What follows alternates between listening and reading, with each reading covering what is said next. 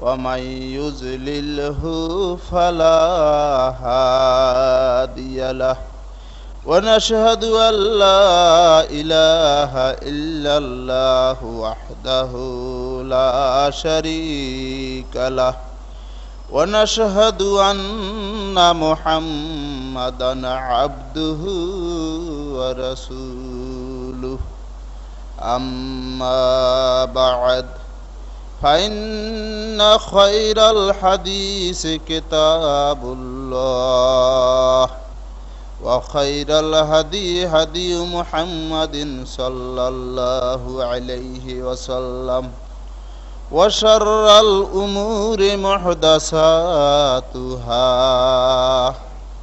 وكل محدثة بدعة وكل بدعة ضلالة وكل ضلالة في النار أعوذ بالله من الشيطان الرجيم بسم الله الرحمن الرحيم ولا تكونن من المشركين واذكروه كما هداكم যাবতীয় প্রশংসা মহান আল্লাহ রাব্বুল আলামিনের দরবারে, যিনি আমাদেরকে সৃষ্টি করার পরে আশরাফুল মাখলুকাত হিসাবে মর্যাদা দিয়ে এই মর্যাদা সংরক্ষণের জন্য আমাদের যা করণীয় বিধিবিধান অবতীর্ণ করে বিস্তারিতভাবে আমাদেরকে তা জানিয়ে দিয়েছেন। এজন্য আমরা তার এই দরবারে কলেমাতুশ শুকর আদায় করছি, আলহামদুলিল্লাহ। লাখ লাখ দুরুদ ও সালাম নবী মুহাম্মদ রাসূলুল্লাহ সাল্লাল্লাহু আলাইহি ওয়াসাল্লামের উপরে, যার সুন্নাহর মাধ্যমে হককে হক হিসাবে বাতিলকে বাতিল হিসাবে পার্থক্য করে নিজেদের সাধ্য সামর্থ্য অনুযায়ী হককে গ্রহণ করার সুযোগ লাভ করতে পেরেছি। মহান আল্লাহ রাব্বুল আলামিন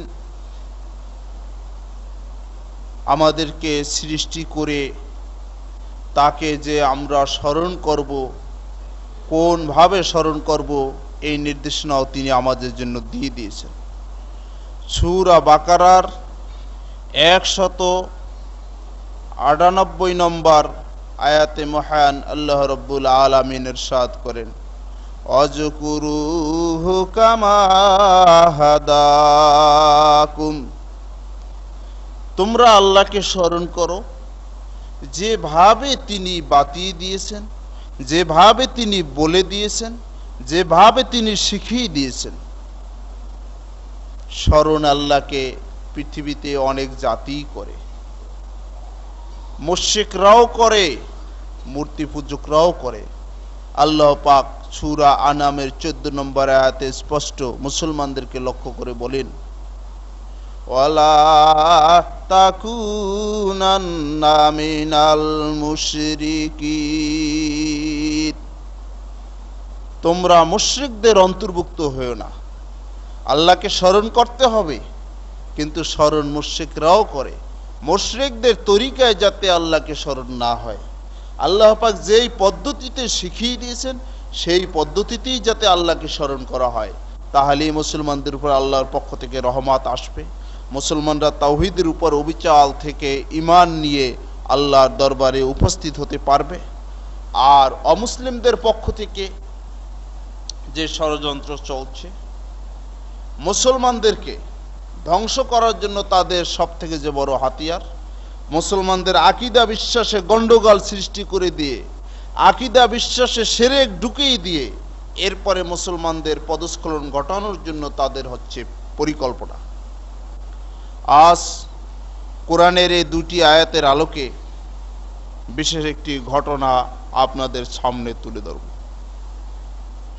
যাতে আমাদের অন্তত ক্লিয়ার হয়ে যায় ঘটনা সম্পর্কে আমাদের কারো অস্পষ্ট কোনো ধারণা না থাকে। একটি বইটির নাম হচ্ছে আল্লাহ কি নিরাকার ও সর্বত্র বিরাজমান। এই বইটির লেখক হচ্ছে শায়েখ মুফতি আব্দুর রউফ সাহেব। এই বইটিকে কেন্দ্র করে একটি অবাঞ্ছিত ঘটনা, যা চিন্তা করা যায় না, এমনটি ঘটে গিয়েছিল খালিশপুরে। এই বই যিনি লিখেছেন তার উপরে ক্ষোভ থাকতে পারে, বুঝে না আসলে তার সাথে লড়াই হতে পারে, তার সাথে বাকবিতণ্ডা হতে পারে, তার সাথে লেখার মাধ্যমে যুদ্ধ চলতে পারে, তার সাথে কোর্টের মাধ্যমে যুদ্ধ চলতে পারে। কিন্তু ঠিক এমনটি না হয়ে এই বইটাকে কেন্দ্র করে ভাঙ্গা হয়েছিল খালিশপুর মসজিদ। এই বইটাকে কেন্দ্র করে কোরআন শরীফ ড্রেনে ফেলা হয়েছিল। এই বইটাকে কেন্দ্র করে বুখারী শরীফ ছিঁড়ে ফেলা হয়েছিল। এই বইটাকে কেন্দ্র করে মাওলানা আব্দুর রউফ সাহেবকে আগে পরে তার কাছ থেকে কোনো যার কারণ জানতে না চেয়ে তাকে হত্যা করার জন্য তার বাড়িতে হামলা করা হয়েছিল। এরপরেও এই সব কাজগুলি হজম করার জন্য আবার এই বইয়ের প্রকাশক এবং মুফতি আব্দুর রউফ সাহেবকে আসামি করে মামলা দেওয়া হয়েছে। সব থেকে পরের কাজটা হয়েছে আমাদের পক্ষে। এর আগে যে কাজগুলি হয়েছে সেগুলি কোনো মানবিক কাজ বলা যায় না। পরে যে কাজটা হয়েছে যে মামলা ন্যায়সঙ্গত, ঠিক আছে, বইয়ের ভিতরে কি আপনাদের অভিযোগ, আপনারা কোর্টের মাধ্যমে সে অভিযোগটা করেন, আমরা জবাব দিয়ে যদি আমরা সেখান থেকে মুক্তি পেয়ে যাই পেলাম, বা আমাদের অপরাধ প্রমাণিত হলে শাস্তি হবে। এই মামলা চলার পরে আমাদের সুযোগ হলো যে বাহিরে কোনো জায়গায় দাঁড়িয়ে খোলামেলা আলোচনা করা যায় না, আলোচনা ফলপ্রসূ হয় না। তো মামলার মাধ্যমে, আদালতের মাধ্যমে আমরা আমাদের কথাগুলো তুলে ধরতে পারবো। আমাদের কোনো ত্রুটি বিচ্যুতি থাকলেও সেটা আমরা সংশোধন হয়ে যাওয়ার সুযোগ পাব। কোর্টে যথারীতি শায়েখ মুফতি আব্দুর রউফ সাহেব দাঁড়ালেন। বেশ কয়েকটা তারিখ দাঁড়ানোর পরে আল্লাহর অশেষ মেহেরবানিতে তাদের অভিযোগটা ক্লিয়ার হয়ে গেল, জানা গেল, বোঝা গেল। তারা বললেন যে আমাদের অভিযোগ প্রথমত হচ্ছে যে এখানে আল্লাহ কি নিরাকার প্রশ্ন করেছেন, এরপরে সর্বত্র বিরাজমান প্রশ্নবোধক চিহ্ন। আমাদের এই ভারত উপমহাদেশে মুসলমানরা বিশ্বাস করে আল্লাহ নিরাকার, সব জায়গায় আছেন। উনি বলেন যে না, আল্লাহর আকার আছে, হাত আছে, পা আছে, চোখ আছে, চেহারা আছে। এ এক সর্বনাশ, আজব কথা। আমাদের এই মুসলিম ধর্মীয় অনুভূতিতে এই বই লিখে উনি আঘাত এনেছেন। আমরা বিশ্বাস করি আল্লাহ সর্বত্র আছেন, সব জায়গায় আছেন। উনি বলেন যে না, আল্লাহ আরশে আজিমের সমাসীন আর তার ক্ষমতা সর্বত্র ছড়ানো। এ কথা বলেও আমাদের ধর্মীয় অনুভূতিতে আঘাত এনেছে। এই দুইটা পয়েন্ট। এরপরে বললেন যে ভূমিকায় আব্দুর রউফ সাহেব তিনি লিখেছেন যে মুসলমানদের আকীদা ও বিশ্বাসকে যে সকল অমুসলিম ব্যক্তি বা সংগঠন ধ্বংস করার চেষ্টা করেছে তারা সবাই ইসলামের নাম ব্যবহার করেই ইসলামের সর্বনাশ করেছে। যেমন ইমদাদুল্লাহ মক্কি, হোসেন আহমদ মাদানী প্রভৃতি। ওনারা বলেন যে অমুসলিমরা মুসলিম নাম ধারণ করে ইসলামের আকীদা বিশ্বাসের উপরে আঘাত এনেছে, 12টা বাজাইছে। এইখানে গিয়ে দুইজন ব্যক্তির নাম নিয়েছে, একজন হচ্ছে ইমদাদুল্লাহ মুহাজির মক্কি আর একজন হচ্ছে হোসেন আহমদ মাদানী। এই দুইজন ব্যক্তি আমাদের মাথার মুকুট, এদেশের পীরদের সর্দার, আলেমদের সর্দার, এরা ওস্তাদ সাগরেদ, একই তরিকার লোক, এদেরকে অমুসলিম বলা হয়েছে। অতএব এতে আমাদের অনুভূতিতে আঘাত লাগছে, তাই আমরা এই মামলা করেছি। মাওলানা মুফতি আব্দুর রউফ সাহেব আল্লাহর আকার নিরাকার নিয়ে যখন সিরিয়াসলি কোরআন আর সুন্নাহ থেকে তুলে ধরলেন বিষয়গুলো, দেখা গেল যে তাদের ওই ব্যাপারটা তারা আস্তে পিছে হটলো, ওই ব্যাপারে বাক বিতণ্ডা করতেই যেন তারা রাজি না। প্রাথমিক পর্যায়ে যারা মামলায় দাঁড়ালো তারা বলল যে তো আকীদার বিষয় আমাদের বুঝে আসে না, মাননীয় আদালত আমাদেরকে বোঝার জন্য আমাদের বিজ্ঞ মুফতি নিয়ে আসার সুযোগ দিতে হবে, আমাদের বুঝে এগুলি আসে না। এই যে কথা মাওলানা আব্দুর রউফ সাহেব বলেন আর যে তিনি প্রশ্ন করেন, এর উত্তর দেওয়া আমাদের পক্ষে সম্ভব না, আর ওই বক্তব্য বোঝা সম্ভব না। তো মাননীয় আদালত ম্যাজিস্ট্রেট তিনি অনুমতি দিলেন যে ঠিক আছে, আপনাদের বাছাই মতো আপনারা মুফতি আনেন। মুফতি আনার পরেও দেখা গেল যে আল্লাহর খাস মেহেরবানিতে আল্লাহর আকার এবং অবস্থান সেখানে এস্টাবলিশড হয়ে গেল, এই ব্যাপারে তারা কোনো সুযোগ পেল না। এরপরে পর্যায়ক্রমে শুরু হলো যে এবারে দ্বিতীয় পয়েন্ট, এমদাদুল্লাহ মুহাজিরে মক্কি আর হোসাইন আহমদ মাদানিকে অমুসলিম বলা হলো কেন? এরা কিভাবে মুসলমানদের আকীদা নষ্ট করেছে? শায়েখ মুফতি আব্দুর রউফ সাহেব এই পয়েন্টে শুরু করেছিলেন, শুরু করে অসুস্থ হয়ে গিয়েছেন। এরপরে তিনি আর কোর্টে মামলা পরিচালনার জন্য যেতে পারে নাই, তার পক্ষ থেকে আমাদের কি দাঁড়াতে হয়েছে। বিশেষ করে মামলাটার দায়িত্ব আল্লাহর উপরে ভরসা করে আমিই নিলাম। এরপরে এই গত ২৬ তারিখে সেই মামলার শুনানি আল্লাহর অশেষ খাস মেহেরবানিতে এক পর্যায়ে সমাপ্ত হলো। এখন এই দুটি পয়েন্টে আমরা কি বক্তব্য পেশ করেছি? এই দুইজন ব্যক্তিকে তারা মনে করে শাইখুল ইসলাম, ইসলামের নক্ষত্র, আর মুফতি আব্দুর রউফ সাহেবের দৃষ্টিতে যে এরা মুসলমানদের আকীদা বিশ্বাসকে নষ্ট করেছে বিশাল সাইনবোর্ড ব্যবহার করে। মূলত আজকের কোরআনের আয়াতের ভিত্তিতে, হাদিসের ভিত্তিতে আমরা একটু পর্যালোচনা করে দেখব যে এই দুইজন ব্যক্তি সত্যিকার অর্থে ইসলামের খেদমত করেছে না ইসলামের নামে মুসলমানদের আকীদা বিশ্বাসকে শেষ করে দিয়েছে।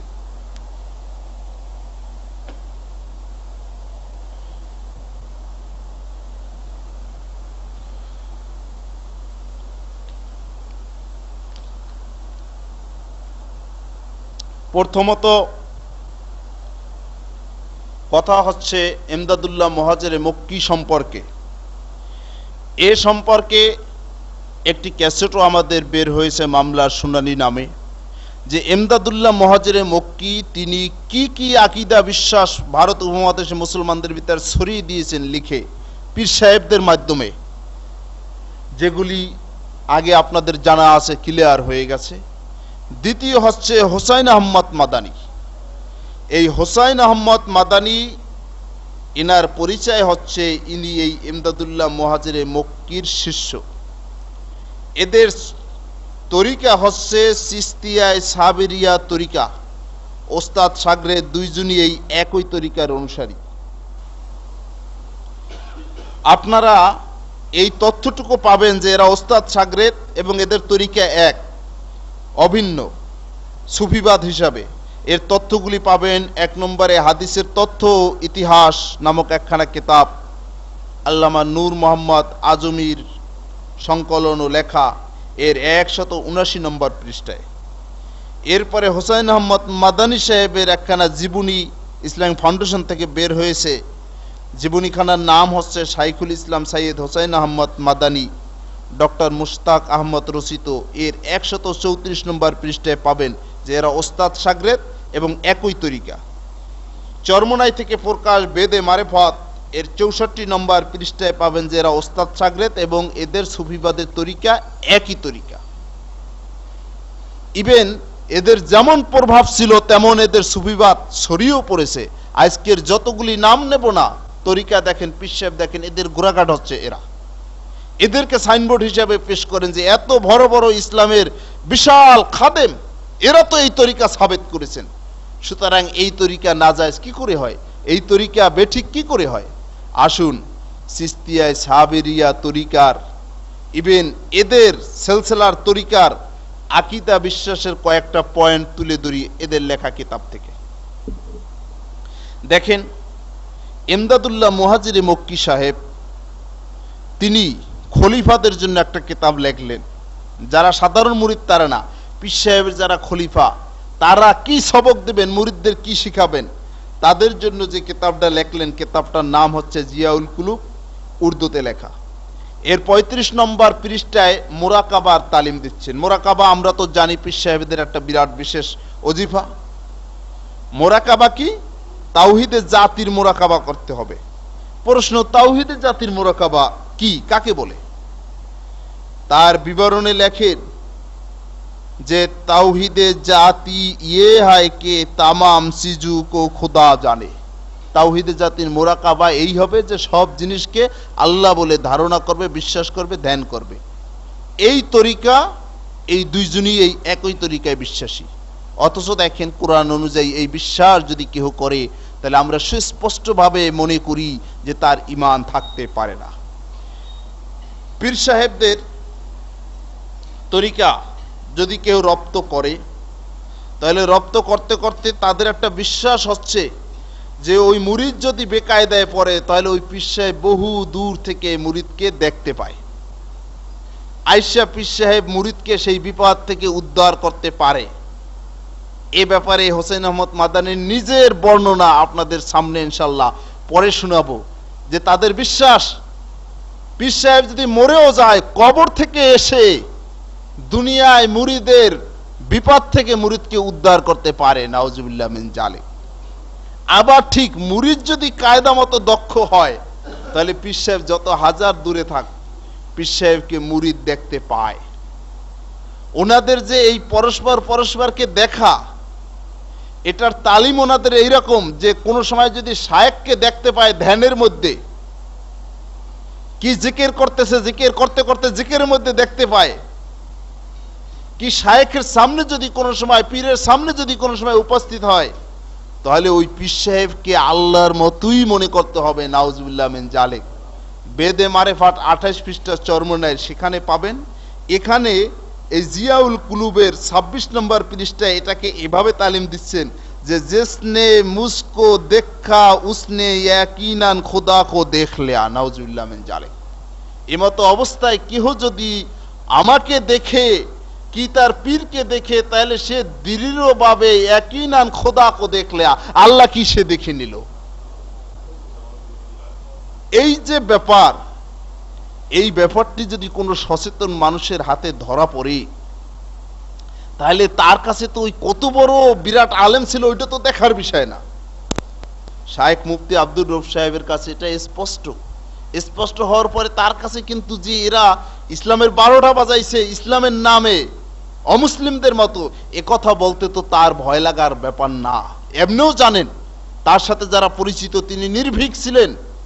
অনেক তার বন্ধু বান্ধব এখনো জীবিত আছেন, যখন রাজনীতি করতেন তখনও নির্ভীক ছিলেন, কোনো ভয়ভীতি তিনি বুঝতেন না। ওই যেখানে শুনতেন ওখানে গন্ডগোল হবে ওখানে আগে যেতেন, ওখানে গিয়ে ওই ঠিক যে কথা বললে গন্ডগোল বেশি বাজবে বক্তৃতা কোরআন হাদিস দিয়ে সেইটাই করতেন। এখানে কিন্তু অনেক সাক্ষী আছে। এই ছিল তার একটা স্বভাব, ভয় ব্যাপারে কারো করতেন না। আর একটা তার অভ্যাস ছিল যে টাকার প্রতি কোনো লোভ তার ছিল না। সারা বাংলাদেশ ঘুরে বেড়াইতো। ওই সৌদি 10 মাস থেকে এসেছে, পুঁজি নিয়ে এসে মানে কয়েক লক্ষ টাকার কিতাব, আর ওই গোলপাতার গড়ই 10 মাস যদি ভিআইপি হিসাবে সৌদি সফর পায়, 52টার উপরে প্রোগ্রাম করেছে, তাহলে 52টা প্রোগ্রাম করলে সেখান থেকে যদি টাকা পয়সার চিন্তা ভাবনা করতেন তাহলে ওই গোলপাতা বাদ দিয়ে সেখানে টিন বা বিল্ডিং কিছু করার চিন্তা ভাবনা করতে পারতেন। এই ছিল এই ব্যক্তির অভ্যাস।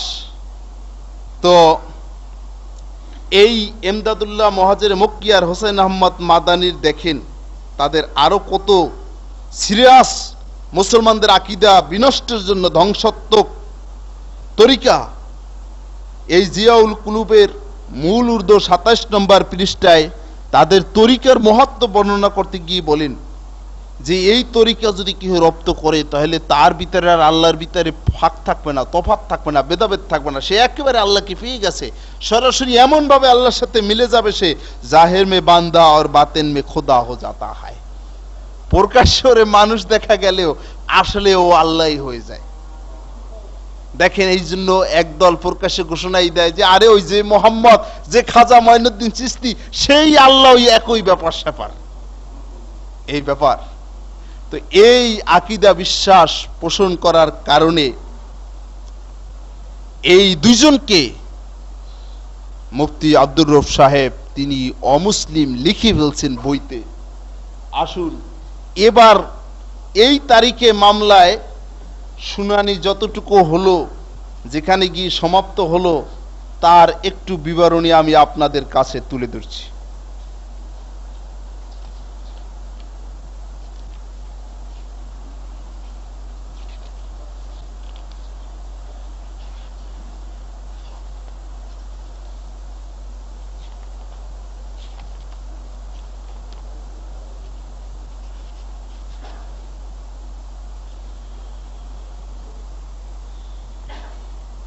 এই গত 26 তারিখ অগাস্টের যে মামলাটার তারিখ ছিল, এই তারিখে সাধারণত ম্যাজিস্ট্রেটও অতিষ্ঠ হয়ে গেছে, প্রায় 1 বছরে বেশি, 2 বছর প্রায়। আর তারা যে মামলা করেছে পুলিশ দিয়ে, পুলিশবাদী, পুলিশও অতিষ্ঠ। ম্যাজিস্ট্রেট বলে যে আর কত লেখাবেন আপনারা। তো আমরা বললাম মাননীয় আদালত, অন্তত একটা পয়েন্ট মাদানির ব্যাপারে আমরা লেখাতে চাই, যে তাকে আমরা অমুসলিম বললাম, কেন বললাম। তো সুযোগ নিয়ে যখন সুযোগ দিলেন, বললাম যে দেখেন, ভারত উপমহাদেশে ওনার সাগরেদ সহ ওনারা প্রচার করেন মাদানি হিসাবে নামের, যে উনি মাদানি। আর মদিনা এমন একটা পবিত্র স্থান মুসলমানদের অন্তরে, মদিনার কথা শুনলে কিন্তু আমরা সব দুর্বল। অথচ মাদানি কাকে বলে, কে বলে, এই কথাটা কিন্তু লেখা আছে ডিকশনারিতে, অভিধানে কাকে মাদানি বলা যাবে। কোর্টে এর আগের তারিখে লিখিয়ে দেওয়া ছিল কিছু অংশ, এই ডিটেলস। এবারে গিয়ে তার কেবলমাত্র পৃষ্ঠার নাম্বার রেফারেন্স আমরা দিলাম, যে আল কামুসুল মুহিত এর 1592 নম্বর পৃষ্ঠায় লিপিবদ্ধ আছে, আন নিসবাতু ইলা মদিনাতিন নবী সাল্লাল্লাহু আলাইহি ওয়াসাল্লাম মাদানিয়্য। কোন ব্যক্তি যদি নবীর মদিনায় জন্মগ্রহণ করে বা জন্মগত সম্পর্ক পাওয়া যায়, মাদানিয়্যুন, তাকেই মাদানি বলা যাবে, তিনি নিজেকে মাদানি হিসাবে পরিচয় দিতে পারবেন। লিসানুল আরব বিশ্ববিখ্যাত ডিকশনারি 13 নম্বর খণ্ড 403 নম্বর পৃষ্ঠায় এই কথাটি এভাবে লিপিবদ্ধ আছে, ওয়াইজা নুসিবাত ইলা মদিনাতির রাসূল আলাইহিস সালাতু ওয়াস সালাম কুলতা মাদানিয়্যুন। যখন কোনো ব্যক্তি জন্মগত সম্পর্ক রসুলের মদিনার সাথে পাওয়া যাবে, কুলতা মাদানিয়্যুন, তখনই তোমরা কেবল তাকে বলবে মাদানি। অথচ এই হোসাইন আহমদ সাহেব জন্ম ভারতে, মৃত্যু ভারতে, তিনি নিজেকে দাবি করেন মাদানি। এই মাদানি দাবি করায় অসুবিধাটা কোথায়? একটি হাদিস পড়ে ওই কোর্টে শোনালাম, অন্য মুফতি সাহেবরাও সেখানে উপস্থিত ছিলেন তাদের সামনে। হাদিস হচ্ছে মুয়াত্তা মালিক, পৃষ্ঠা নাম্বার হচ্ছে 283। সাফওয়ান ইবনে সুলাইম থেকে বর্ণিত, তিনি বলেন, কিলা লি রাসূলিল্লাহ সাল্লাল্লাহু আলাইহি ওয়াসাল্লাম আইয়াকুনুল মুমিনু জাবানান। আল্লাহর রাসূলের কাছে প্রশ্ন করা হয়েছিল যে মুমিনরা কি কখনো কাপুরুষ হয়? ফাকালা নাম, আল্লাহর নবী বললেন, হ্যাঁ, মানসিক দুর্বলতার কারণে অনেক সময় কাপুরুষ হয়। ফাকিলা লাহু আইয়াকুনুল মুমিনু বাখিলান। আল্লাহর নবীর কাছে প্রশ্ন করা হলো যে এই মুমিনরা কি কখনো কৃপণ হয়? ফাকালা নাম, আল্লাহর নবী বললেন যে হ্যাঁ, অবস্থার পরিপ্রেক্ষিতে অনেক সময় কৃপণও হয়। ফাকিলা লাহু আইয়াকুনাল মুমিনু কাজ্জাবান। রাসূলের কাছে প্রশ্ন করা হলো যে মুমিন ব্যক্তি কি ধোঁকাবাজ, প্রতারক, কাজ্জাব, মিথ্যুক হয়? ফাকালা লা, আল্লাহ নবী বললেন যে না, একজন সত্যিকার মুমিন সে প্রতারক হয় না, সে ধোঁকাবাজ হয় না, মিথ্যুক হয় না।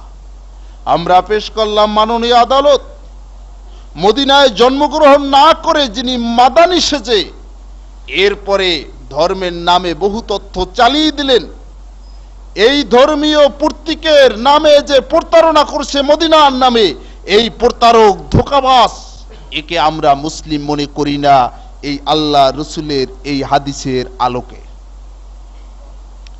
মুফতি সাহেবদের কাছে জিজ্ঞাসা করলেন যে হাদিস কি ঠিক আছে?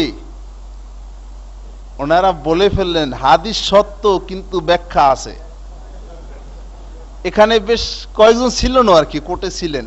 ম্যাজিস্ট্রেট সাহেব বললেন যে না, ব্যাখ্যায় দরকার নাই, কারণ উনি তো কোনো ব্যাখ্যা দেন নাই, উনি হাদিস পড়েছেন।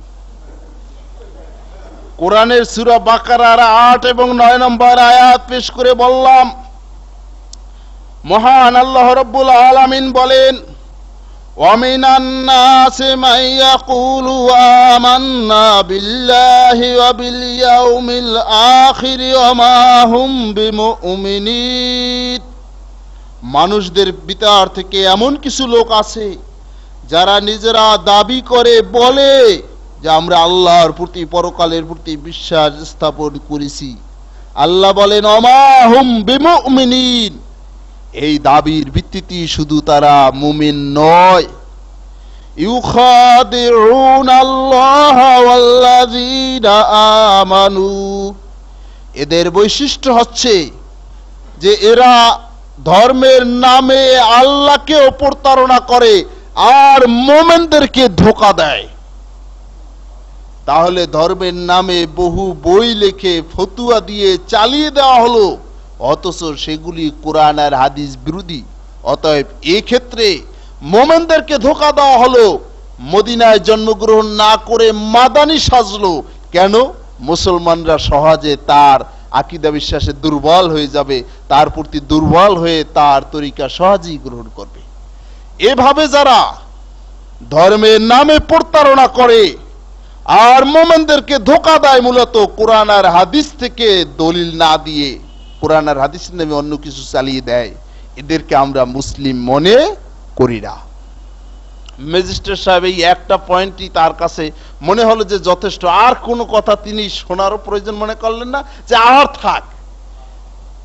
কিন্তু আমরা আরো কিছু তার তথ্য আজকের পেশ করব, যেই তথ্যগুলোর মাধ্যমে আমরা এতটুকু বুঝতে পারবো যে মুফতি আব্দুর রউফ সাহেব কলমে যে খোসা দিলেন আর যে তথ্য পেশ করলেন, কেন করলেন, এর ব্যাকগ্রাউন্ড কোথায়।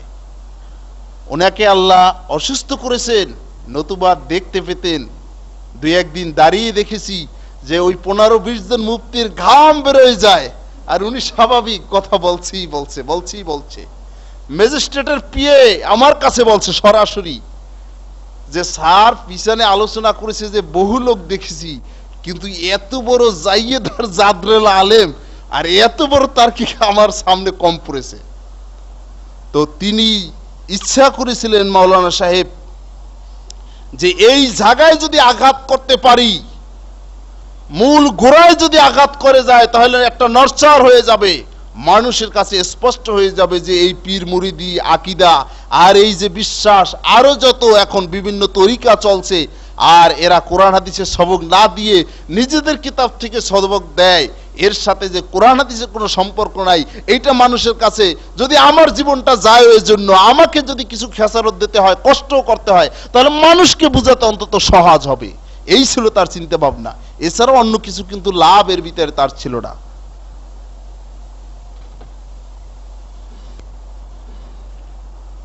বন্ধুগণ, আসুন এই মাদানী সাহেব কিভাবে মুসলিম জাহানের ভিতরে ইসলাম বিরোধী আকীদা ঢুকানোর জন্য চেষ্টা করেছে, এরই লিখিত একখানা জীবনী গ্রন্থ, এই মাদানী সাহেবের জীবনী গ্রন্থ লেখছেন ডক্টর মোশতাক আহমদ সাহেব। 319 নম্বর পৃষ্ঠায় পাবেন যে সাইয়েদ হোসেন আহমদ মাদানী হিন্দু ও মুসলিমকে এক ও অভিন্ন জাতি মনে করতেন। যখন মুসলমানদের অস্তিত্ব নিয়ে টানাটানি, ইংরেজদেরকে এদেশ থেকে মুসলমানরা রক্ত দিয়ে তাড়িয়ে দিল। এরপরে মুসলমানরা ইচ্ছা করলো যে আমরা আমাদের ইসলামী তাহাজিব তামাদ্দুন নিয়ে বেঁচে থাকব। ঠিক এই মুহূর্তে উনি মুসলমানদের সামনে পড়ে ফতোয়া দেওয়া শুরু করলেন যে হিন্দু আর মুসলিম এজন্য আলাদা কোনো রাষ্ট্রের দরকার নাই, আর আকীদা বিশ্বাস নিয়ে কোনো গন্ডগোল ফাসাদেরও দরকার নাই। হিন্দু ও মুসলিম এক ও অভিন্ন জাতি। বহুত আলেম ওলামারা বিরোধিতা করলেন। সৈয়দ আবুল আলা মওদুদী সাহেব কলম ধরলেন যে মুসলমানদের জাতীয়তা কি হবে, মুসলমানরা হিন্দুদের সাথে জাতি হিসেবে কখনো এক হতে পারে না। পাল্টা সৈয়দ আবুল আলা মওদুদীর কাফের ফতোয়া দেওয়া শুরু হলো। টোটাল দেওবন্দি বহুত আলেম সৈয়দ আবুল আলা মওদুদীর বিরুদ্ধে চলে গেল। এই কারণে, এই সূত্র ধরে আমরা কোরআন থেকে জানতে চেষ্টা করব আসলে হিন্দু আর মুসলিম এক জাতি হিসাবে আকীদা বিশ্বাসে, ধ্যান ধারণায়, চালচলনে বসবাস সম্ভব কিনা। সূরা হজ এর ৭৮ নম্বর আয়াতে আল্লাহ পাক বলেন, মিল্লাতা আবিকুম ইব্রাহিম, তোমরা তোমাদের পিতা ইব্রাহিমের মিল্লাতের উপরে অবিচল থাকো। হুয়া সাম্মাকুমুল মুসলিমিন, তিনি তোমাদের জাতি হিসাবে নামকরণ করেছেন মুসলিম। শেখ মুজিবুর রহমান সাহেবের বাংলাদেশ স্বাধীন হওয়ার জন্য যে কোনো অবদান নাই,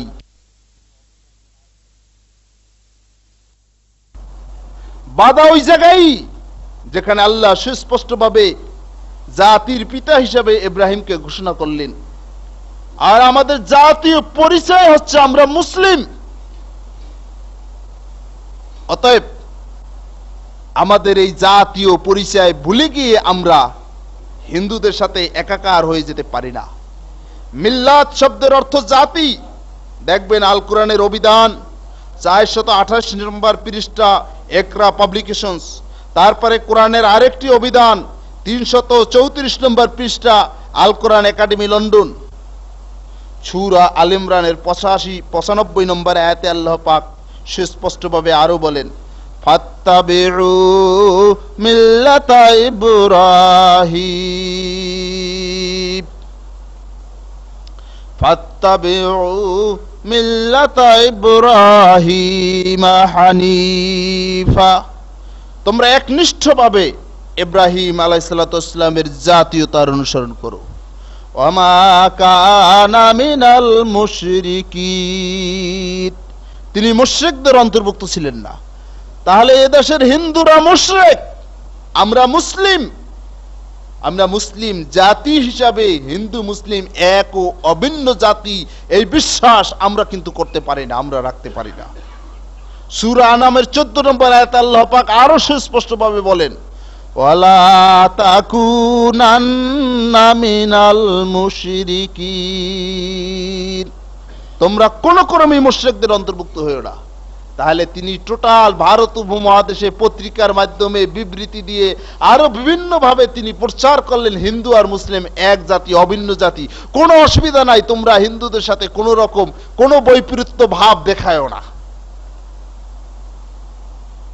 এই আকীদা বিশ্বাস এটা ইসলাম বিরোধী, কোরআন বিরোধী, হাদিস বিরোধী। কারণ আল্লাহ পাক স্পষ্ট বলেন সূরা বাকারা 221 নম্বর আয়াতে যে ওয়ালা আবদুম মুমিনুন খায়রুম মিন মুশরিকিন, যে মুমিন বান্দা তিনি উত্তম মুশরিকদের থেকে। এক হতে পারে না। এক দেশে বসবাস করলেও আমরা ভারতীয় মুসলিম, আর হিন্দুরা কিন্তু ভারতীয় হিন্দু। কোন বিবেকবান ব্যক্তি বলবে না যে ভারত উপমহাদেশে সব এক জাতি বসবাস করে। বরং বাংলাদেশেও জিজ্ঞাসা করলে যে না, বাংলাদেশেও বহু জাতি বসবাস করে। তাহলে বোঝাও গেল যে কেবলমাত্র এক এলাকায় বসবাস করলেই সব এক জাতি হয় না। এই মসজিদে আমরা যারা এসেছি সব কিন্তু এক না। হয়তো এখানে অনেকে জুতা চুরির উদ্দেশ্য আসে, সাইকেল চুরির উদ্দেশ্য আসে, অনেকে আল্লাহকে সন্তুষ্টি করার জন্য আসে। সুতরাং আল্লাহর ঘর, এই পবিত্র ঘর, এখানে উপস্থিত হলেও কিন্তু সব এক মানের না। এখানে ডাকাতও আসতে পারে, আর এখানে লম্পটও আসতে পারে, জুতা চুরির উদ্দেশ্যও আসতে পারে, ভালো মানুষও আসতে পারে। অতএব ভারতে বসবাস করে বিদেয়ী হিন্দু মুসলিম সব এক জাতি। মুসলমানদের জাতিসত্তার উপরে আঘাতকারী, মুসলমানদের জাতিসত্তার উপরে যে আক্রমণ করতে পারে, এই ব্যক্তিটিকে যদি ওই সাইয়েদ আবুল আলা মওদুদী সাহেব বলেন যে ভ্রান্ত, তার আকীদা ভ্রান্ত, মুফতি আব্দুর রব সাহেব যদি বলেন যে এই আকীদার কারণে তিনি অমুসলিম, এটা কোরআন আর সুন্নাহ অনুযায়ী বিপরীত কিছুই না, বরং সঠিকই আছে।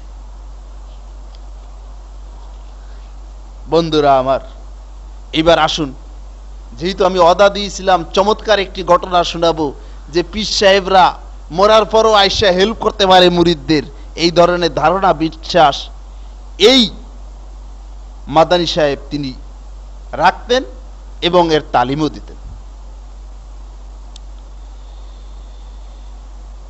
চরমোনাইয়ের একখানা পুস্তক আশেক মাসুক 61 নম্বর পৃষ্ঠায় হোসাইন আহমদ মাদানী সাহেবের নিজের বর্ণনা করা একটা ঘটনা সেখানে লিখছেন। হোসেন আহমদ মাদানী সাহেব তিনি হজ করে জাহাজের মাধ্যমে ভারতে আসতেছেন।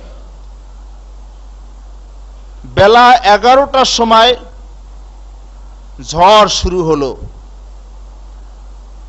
জাহাজ কোন দিক থেকে কোন দিক যাচ্ছে কোনো ঠিক নাই। জাহাজের যাত্রী সকলেই নিজেরা আর বাঁচবে বলে আশা ছিল না।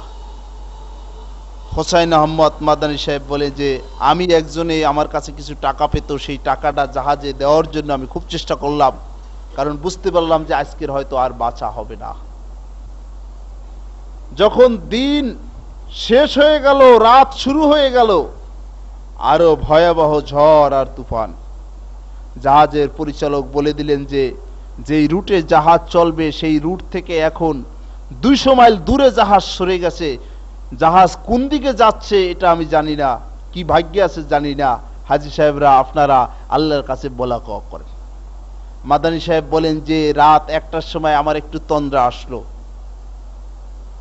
ওই তন্দ্রার ভিতরে আমি দেখতে পেলাম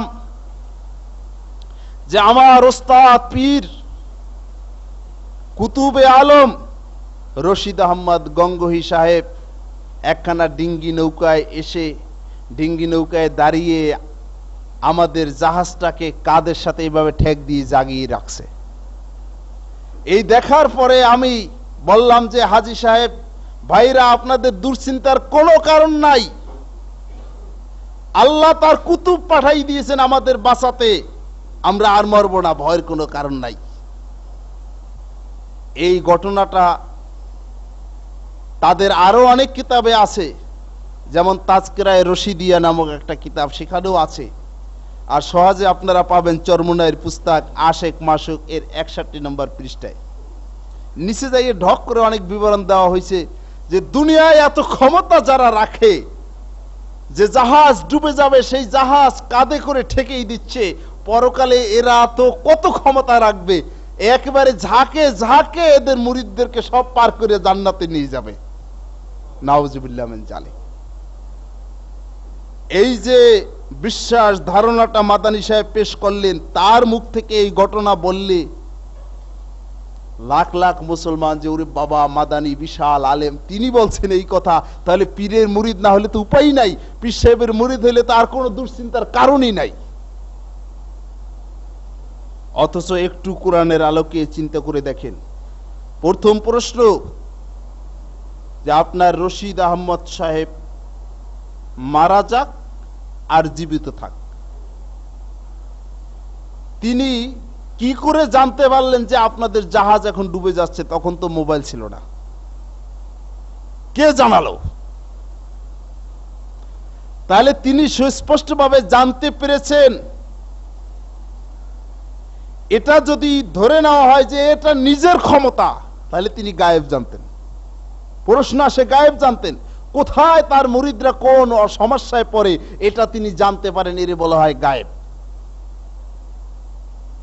এই গায়েব জানার বিশ্বাস যদি আমরা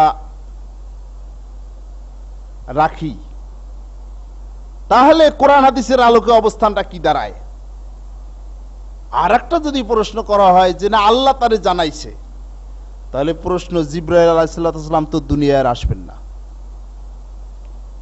ওহী দরজা বন্ধ। আল্লাহ এই হোসেন আহমদ মাদানী সাহেবের পীর সাহেব ওই রশিদ আহমদ গঙ্গোহী মরে গেছে, তার কবরে কি করে জানালো? কি করে তার কবরে জানালো যে আরে তোমার মুরিদরা সব শেষ হয়ে যাচ্ছে? তাহলে কি ওহির দরজা এখনো খোলা রয়েছে? এরপরে প্রশ্ন জাগে যে কবর থেকে উঠে রশিদ আহমদ গঙ্গোহী কি করে ওই নদীতে সমুদ্রে গিয়ে শত শত মাইল দূরে গিয়ে কি করে জাহাজকে ঠেকালো? তারপরও কৌতূহল জাগে যে জাহাজ ডুবে যাবে, বিশাল জাহাজ, হাজার হাজার হাজিরদের নিয়ে জাহাজ টিকে থাকতে পারতেছে না, ডিঙ্গি নৌকাটা ডুবলো না, ডিঙ্গি নৌকায় দাঁড়িয়ে জাহাজকে ঠেক দিয়ে কাঁধে করে ধরে রাখলো। খানিকটা হিন্দু ধর্মের যে কল্প কাহিনী, ধর্মের নামে ইসলামের মধ্যে ওভাবে অনেক কল্প কাহিনী এরা সৃষ্টি করে মুসলমানদের আকীদা বিশ্বাসকে এরা নষ্ট করেছে, আঘাত করেছে। অদৃশ্যের খবর আল্লাহর নবী তো জানতেন না। কোরআনে সূরা নামল 65 নম্বর আয়াতে আল্লাহ পাক বলেন, قُلْ لَا يَعْلَمُ مَنْ فِي السَّمَاوَاتِ وَالْأَرْضِ الْغَيْبَ إِلَّا اللَّهُ। হে নবী, আপনি বলে দিন যে আসমান এবং জমিনের ভিতরে কোন ব্যক্তি গায়েবের খবর, অদৃশ্যের খবর রাখে না একমাত্র আল্লাহ ছাড়া। আল্লাহই জানেন হাজার বছর পরে কি হবে তাও জানেন, কোথায় কি ঘটেছে সব জানেন। সমুদ্রে একদম অতল তলে ছোট ছোট পোকা, ওই পোকা আল্লাহর কাছে কি বলেন, কি সমস্যা তাও তিনি জানেন। আল্লাহর দেখা থেকে কোনো কিছুই দূরে নয়। কিন্তু এই মসজিদের পশ্চিম পাশে অলের কি হচ্ছে আমরা কিন্তু কেউ দেখি না। কেন? পার্টিশন। বিষয়টা সাইদি সাহেব এত সুন্দরভাবে এই নেসারিয়া মাদ্রাসায় তুলে ধরেছিলেন যে আল্লাহর আকার আছে, হাত আছে, পা আছে, চোখ আছে। আল্লাহ আরশে আজিমে আছেন। আল্লাহর সব সর্বত্র বিরাজমান, এর মানে এই না যে আল্লাহ সব জায়গায় ঘুরে বেড়ান, সব জায়গায় আছেন। বরং আল্লাহর দেখার বাহিরে, শোনার বাহিরে কিছু নাই। এর মানে এই না যে আল্লাহ সব জায়গায় সশরীরে আছেন। অথচ এই মাদানী সাহেবের ধারণা হচ্ছে হুসাইন আহমদ সাহেবের যে তার পীর সাহেব রশিদ আহমদ গঙ্গোহী সাহেব তিনি শত শত মাইল দূর থেকে তার মুরিদরা বিপদে পড়েছে তা তিনি দেখে ফেলছেন, দেখে ডিঙ্গি নৌকায় করে তা উদ্ধার করতে আসছেন। নাউজুবিল্লাহ মিন জালিক। আল্লাহর নবী সূরা আরাফ 188 নম্বর আয়াতে আল্লাহ পাক আল্লাহর নবীকে স্পষ্টভাবে আকীদা ক্লিয়ার করে ঘোষণা দেওয়ার জন্য বলেন, কুল লা আমলিকু লিনাফসি নাফআ ওয়ালা জাররান ইল্লা মা শাআল্লাহ ওয়ালাউ কুনতু আ'লামুল গায়বা লাস্তাকসারতু মিনাল খায়র ওয়ামা মাসসানিয়াস সু। হে নবী, আপনি ঘোষণা দেন, বলে দেন যে আমি আমার নিজের ব্যাপারেও কোনো কল্যাণ অকল্যাণের ক্ষমতা রাখি না, আল্লাহ যতটুকু চান ততটুকু ব্যতীত।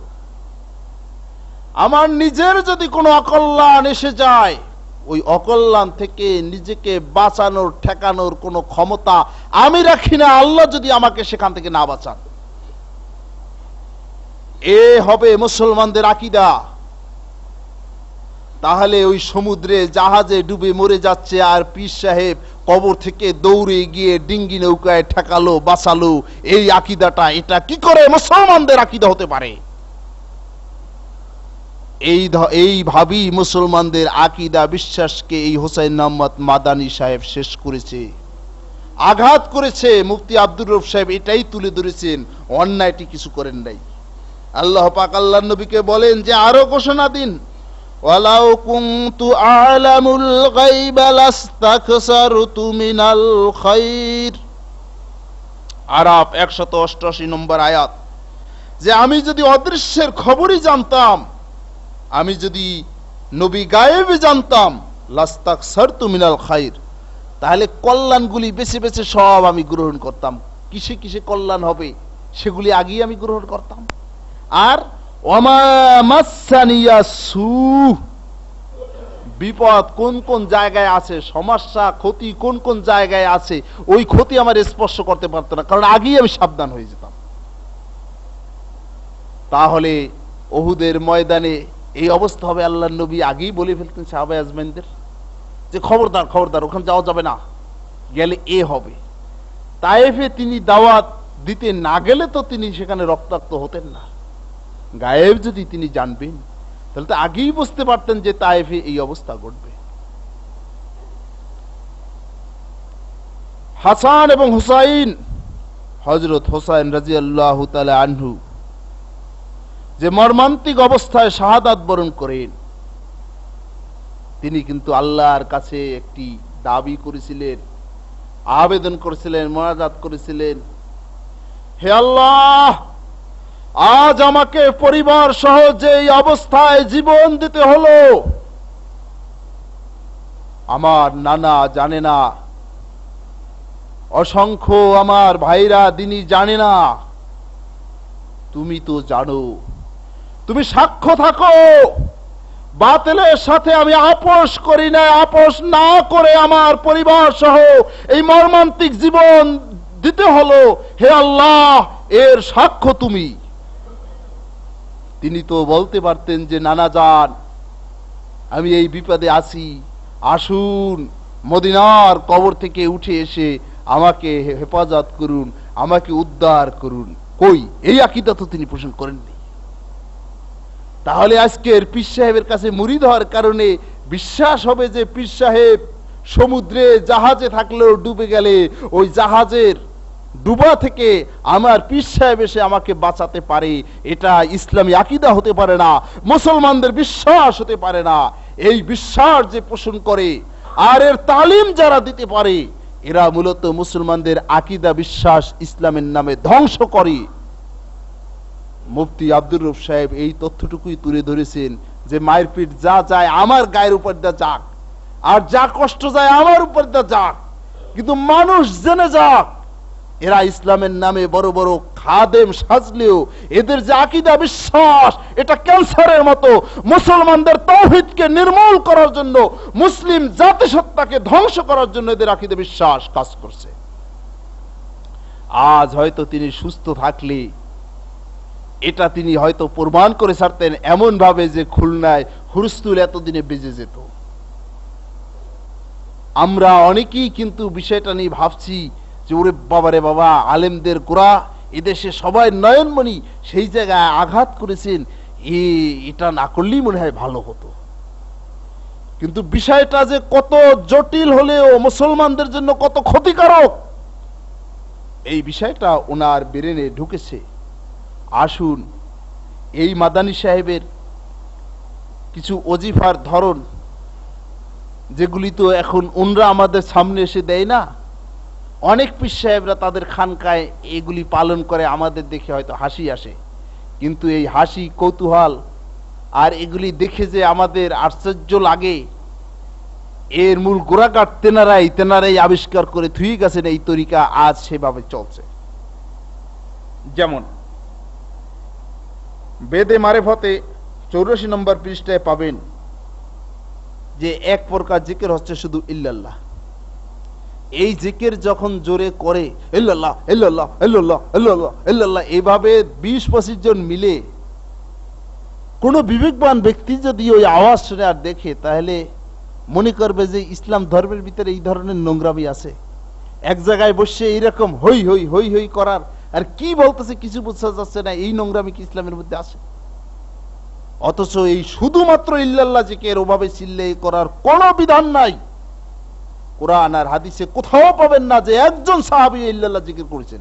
অথচ এইটা হচ্ছে এই মাদানী সাহেব আর মুহাজির মক্কি সাহেবের তরিকা, চিশতিয়া সাবিরিয়া তরিকা। ইল্লাল্লাহর অর্থ কি হয়?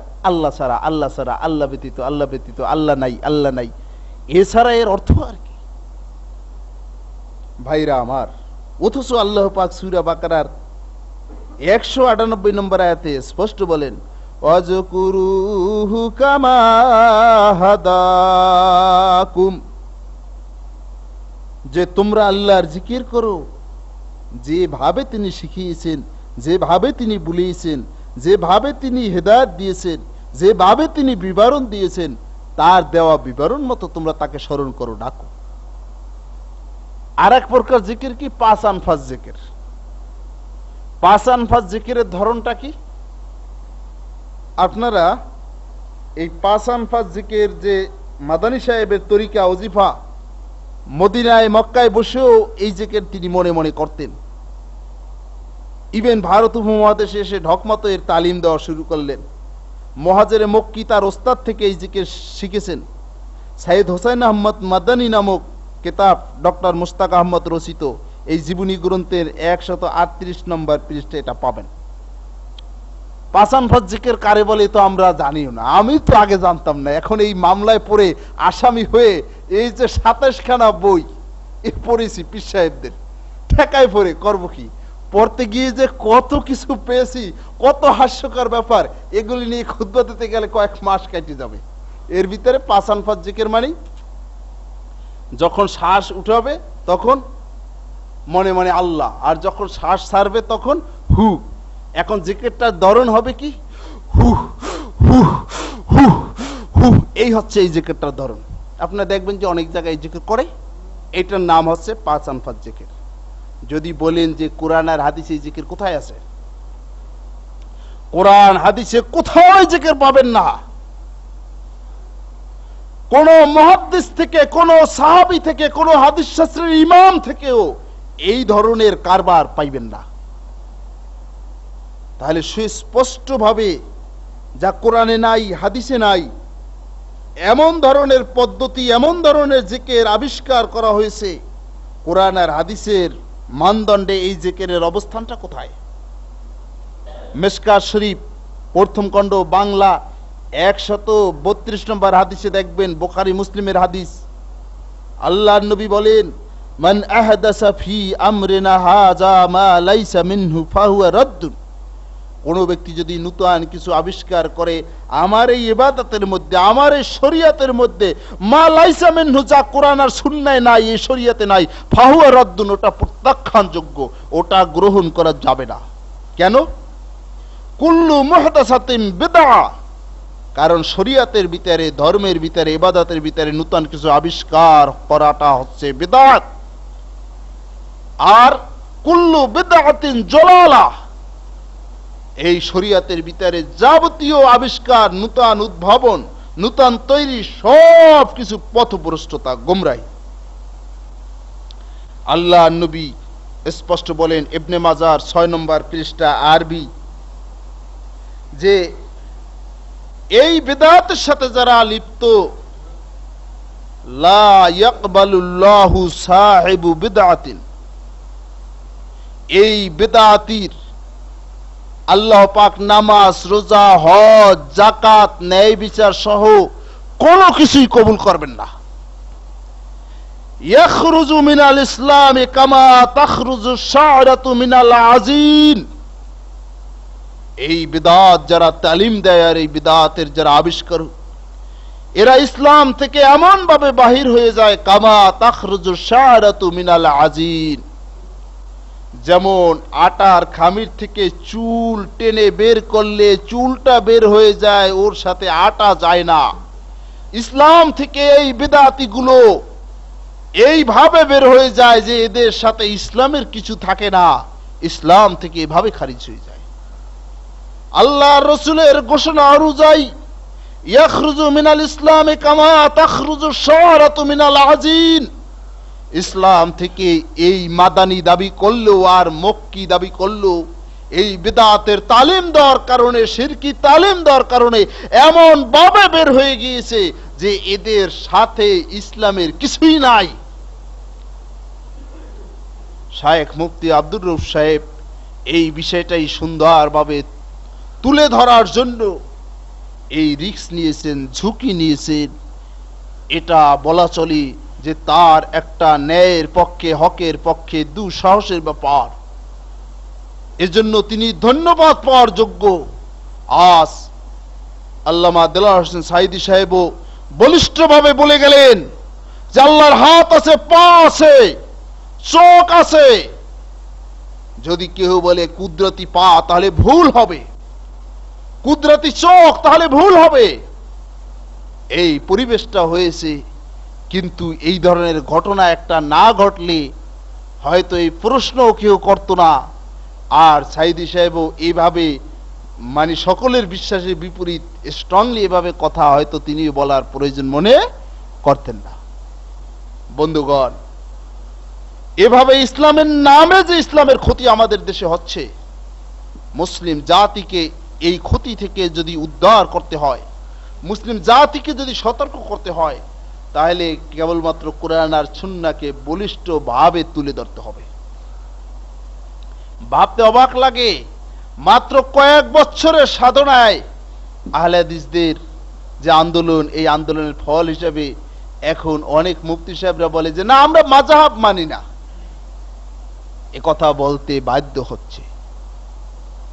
সেদিন বেশি দূরে নয় যে এ দেশে ওলামায়ে একরাম ওই সৌদির মতো বলবে যে মাযহাব কিছু না, কোরআন আর হাদিসই মানতে হবে। ইনশাআল্লাহ সেদিন এসে যাবে। কারণ সৌদিও কোনো এক সময় এমন অবস্থায় ছিল, কাবাঘরকে 4 ভাগ করে ফেলছিল। মাযহাবের বিপরীত যারা কথা বলতো চুপচাপ থাকতে হতো। হাদিসের কথা বললে প্রথম চটি বলতো যে এই মিয়া, ইমাম আবু হানিফা, ইমাম মালিক, ইমাম শাফি, ইমাম আহমদ ইবনে হাম্বল, এরা কি তোমার থেকে মুহাদ্দিস কম ছোট ছিল নাকি? আজ বিশ্বব্যাপী আহলে হাদিসরা যে সারা জাগিয়েছে, একটা বই শুধু লক্ষ লক্ষ কপি বিশ্বের 100 ভাষার উপরে অনুবাদ হয়েছে। বইটার নাম হচ্ছে সিফাতু সালাতিন নবী সাল্লাল্লাহু আলাইহি ওয়াসাল্লাম মিনাত তাকবীর ইলা তাসলিম। আল্লামা নাসিরউদ্দিন আলবানী লিখেছেন যে রাসূলের নামাজ, এর ভূমিকায় তিনি প্রমাণ করেছেন যে বিশ্বে যত ধরনের নামাজ চলে, এই সব ধরনের নামাজের ভিতরে সঠিক নামাজ একটাই, যেটা নামাজ রাসূলের সাথে মিলছে। এরপরে তিনি ভূমিকায় প্রমাণ করেছেন যে 4 ইমামই উপদেশ দিয়েছেন, বলেছেন যে রাসূলের হাদিস মানতে হবে, রাসূল কি মানতে হবে, কোরআন সুন্নাহ কি মানতে হবে। খবরদার, কোরআন সুন্নাহ বাদ দিয়ে তোমরা কেউ কারো অন্ধ অনুসরণ করবে না। অতএব যারা রাসূলের হাদিস মানে তারাই 4 ইমামকে মানে, আর যারা রাসূলের হাদিস মানে না তারা মূলত এই 4 ইমামকে মানে না, বর্জন করলো। এইটা তিনি মিষ্টি ভাষায় সুন্দরভাবে বহু তথ্য দিয়ে প্রমাণ করেছেন সেখানে। বন্ধুরা আমার, আজ সারা বিশ্বে এই সারা জেগেছে যে কোরআন আর হাদিসের বিরোধী সকল তরিকা আর মাযহাব এগুলি সব বাতিল। আমাদেরকে যদি এখন বসে থাকি, ঘুমিয়ে থাকি, তাহলে কিন্তু চলবে না। আমাদেরকেও বিজ্ঞানের সাথে, বাস্তবতার সাথে, বুদ্ধির সাথে, চতুরতার সাথে দাওয়াতি কাজ করতে হবে। এই জন্য কিন্তু হাজার হাজার টাকায় হয় না, লক্ষ লক্ষ টাকা প্রয়োজন। আপনাদের কাছে আবেদন, নিজেদেরকে আয়ের অংশ বাজেট করে দিতে হবে। আর আমাদের এই যে পরিকল্পনা 20 লক্ষ টাকা ব্যয় করে ছাত্রাবাস কি বিশাল বিল্ডিং 4 তলা, এটার আয় দিয়ে এই দাওয়াতি কাজই চলবে। আপনারা কি এতটুকু উপলব্ধি করেন নাই? 95 সালে মসজিদ হয়েছে ঢাকা মোহাম্মদপুর মসজিদ, 95তে। তাদের একটা জিনিসের অভাব ছিল না, আর অনেক কিছুর অভাব দৌলতপুর থেকেও আছে। আমি তো সেখানে অনেকবার গেছি, প্রায় বছরখানেক ধরে সেখানের সাথে পরিচিত। দৌলতপুর থেকে অনেক কিছুর অভাব আছে, তারপরে একটা জিনিসের অভাব নাই, সেটা হচ্ছে টাকা। আজকের 1000-এর উপরে মুসল্লি, 99% সব নতুন কনভার্ট। কত লোক যে ধর্মনিরপেক্ষ মতবাদের আন্দোলন ছেড়ে দিয়ে এখন আহলে হাদিস কোরআন সুন্নাহ দাওয়াত দিচ্ছে। ওই মসজিদের মুতাল্লি সাহেবও ফাউন্ডার সেক্রেটারি জেনারেল মুক্তিযোদ্ধা সংসদ, অথচ তিনি বলেন এখন যে কোরআন আর হাদিস ছাড়া অন্য কোনো মতবাদ আমি বিশ্বাস করি না। এই মরে মরে মূর্তিগুলির তিনি কঠোর সমালোচনা করেন যে মন্দিরে মূর্তি থাক, তাতে আমার আপত্তি নাই, কিন্তু মুসলমান মুসলিম কান্ট্রিতে মরে মরে মূর্তি থাকা এটা শোভা পায় না। অথচ তিনি তো ছিলেন একদিন ওই দলেরই লোক। এইভাবে অসংখ্য লোক জাতীয়তাবাদ এবং পীরতন্ত্র সমাজতন্ত্র ছেড়ে আজ 1500-এর মতো সেখানে মুসল্লি, শুধু তারা টাকার আঞ্জামটা দিতে পারছে। এই মসজিদে 1 যুগ আগে মসজিদ হয়েছে। আমাদের শুধু অভাব ছিল এই যে একটা খোরা লোকও আমরা এই দায়িত্ব দিতে পারি না যে আপনি কোরআন হাদিসের গবেষণা করে দাওয়াতটা চালাবেন। কেন? টাকার সমস্যা। ফার্স্ট উদ্যোক্তা এই আমাদের মসজিদের মুতাল্লি সাহেব, হাজী সাহেব। যখন আমি আহলে হাদিস ছিলাম, আমি তো জানি না যে এখানে দৌলতপুর মসজিদ আছে। আমাকে নিয়ে আসার পরে বলছে যে আপনি কিছু খেদমত কোরআন হাদিসের করেন, এখানে থাকেন। তা আমি বললাম আমি তো এখন এটাই চাই, চিন্তা ভাবনা করতেছি, কারণ এখন সব জায়গায় দিই তারা খাচ্ছি, নতুন আহলে হাদিস হয়েছি, এখন দিই যে কেউ মানে না। 4 বছর ধরে চিন্তা ভাবনা করে যে ধীরে স্থির ভাবে হতে হবে, কি না কি ঘটে, কি না কি ঘটে, এত সতর্কভাবে নিজে যখন ডিক্লার দিলাম, ডিক্লার দেওয়ার পরে দেখলাম আমার সতর্কতা কোনো কাজে লাগলো না। এখন আমার আত্মীয় স্বজন থেকে শুরু করে কেউই আর আমাকে এখন দেখতে পারছে না।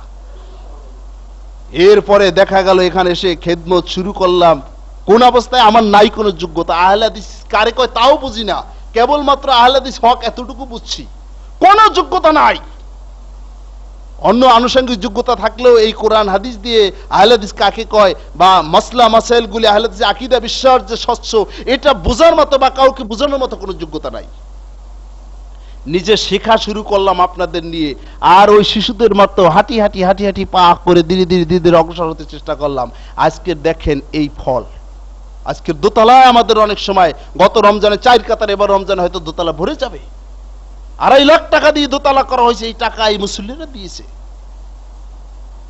আজ যদি এই হোল টাইমার হিসেবে আমার মতো খোরা অযোগ্য ল্যাংরা লুলা লোক আপনারা এখানে বসাতে না পারতেন, তাহলে হয়তো আরো 1 যুগ ওই 2 কাতার লোক যা আমি এসে প্রথমে পাইছি ওভাবে কাটাতে হতো, ওই দাওয়াত চলতো না।